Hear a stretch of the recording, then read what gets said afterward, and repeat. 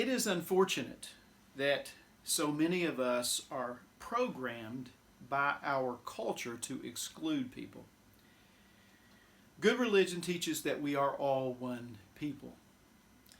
We are all the daughters and sons of God in whom the divine Spirit dwells.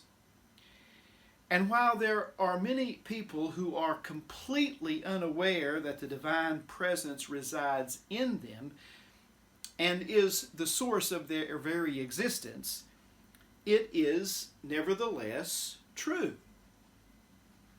Paul expresses this to the intellectuals in Athens in Acts 17.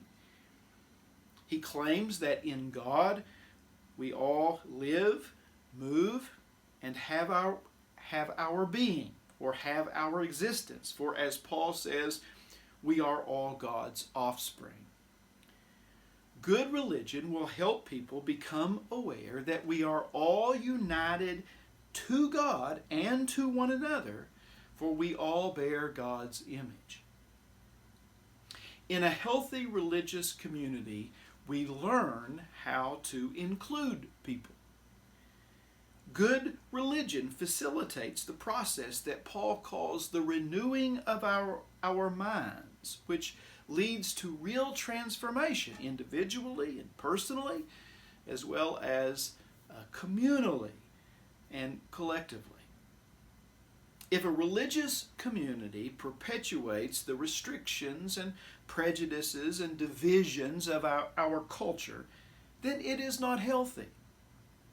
Good religion always moves its disciples to build bridges rather than erect walls. Good religion helps tear down barriers of separation. In the writings of the New Testament, I believe we can trace a movement which begins with the man, Jesus of Nazareth, who is first recognized as the Jewish Messiah. Then we see this movement expand and evolve into a universal movement that recognizes the Christ as the universal Lord whose Spirit filled the man, Jesus. This Christ, who is often called in the New Testament Christ Jesus, welcomes all people and can be known by many names. There was once a candy maker who made candy in the shapes of animals and birds of different colors and sizes. And when he sold his candy to children, they would begin to quarrel, saying things like, "My rabbit is better than your tiger," or "My squirrel may be smaller than your elephant, but it tastes better." And the candy maker would laugh at the thought of grown-ups who were no less ignorant than the children when they thought one person was better than another. Adherents of unhealthy religion claim their religion is better than all other religions. They claim to have the truth. They claim to be God's chosen. They claim to be saved while others are damned. Good religion teaches that in our nature we are all one people in God. And good religion gives us healthy rituals and practices to affirm and nurture and celebrate our oneness.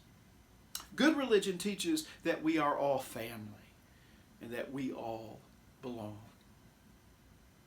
Plutarch tells the story of how Alexander the Great came upon a famous philosopher looking attentively at a heap of human bones.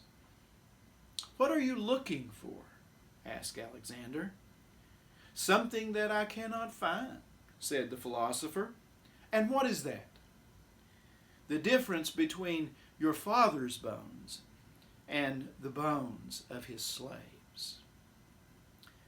The same could be said about Christian bones and Buddhist bones, Arab bones and Israeli bones, Hindu bones and Muslim bones, Russian bones and American bones.